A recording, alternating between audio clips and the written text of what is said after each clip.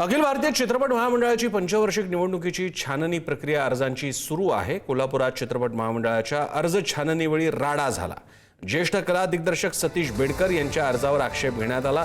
माजी उपाध्यक्ष मिलिंद अष्टेकर यांच्याही अर्जावर आक्षेप घेण्यात आलेला आहे। अनेक दिग्गज उमेदवारांचे अर्ज अपात्र ठरण्याची त्यामुळे शक्यता आहे आणि यामागे राजकारण असल्याची चर्चा केली जाते। शेखर पाटील आपले प्रतिनिधी अधिक माहिती देत आहेत। शेखर, केवळ तांत्रिक चुका की राजकारणाचा काही वेगळा डाव काय चाललाय?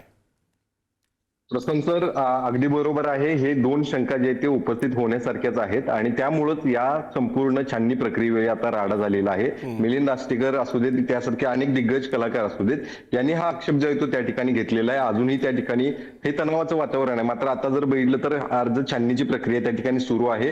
आता काही वेळ त्यांनी शांत जरी झाले असले तरी जर या दोघांचे अर्ज त्या ठिकाणी छाननीमध्ये उडाले तर पुन्हा एकदा ते राडा करण्याची शक्यता आहे, तणाव त्या ठिकाणी निर्माण होण्याची शक्यता आहे। त्यामुळे निश्चितच आपण ज्या पद्धतीने हा प्रश्न विचारला होता की यामध्ये काही राजकारण शिजतंय का, तर तशीच शंका जी आहे ती आता येताना पाहायला मिळते। आपल्याला माहिती आहे की पाटकर यांनी देखील या संदर्भातली भूमिका आपली मांडली होती आणि या सगळ्या पार्श्वभूमीवरती ही निवडणूक बिनविरोध करण्यासाठी देखील काही प्रयत्न आता काही जणांचे सुरू आहेत, असं समोर जे आहे ते येताना पाहायला मिळते। त्यामुळे निश्चित ही प्रक्रिया आता अजून पुढे जाऊन आता काय होते, या सगळ्यांच्या अर्जावरती काय नेमका निर्णय आता येतो, ह्या सगळ्यांचे अर्ज जर त्या ठिकाणी छाननीमध्ये उडाले तर पुढे जाऊन आता यांची भूमिका काय असणार आहे हे देखील पाहणं गरजेचं असणार आहे। धन्यवाद शेखर, तुम्ही दिलेला माहिती।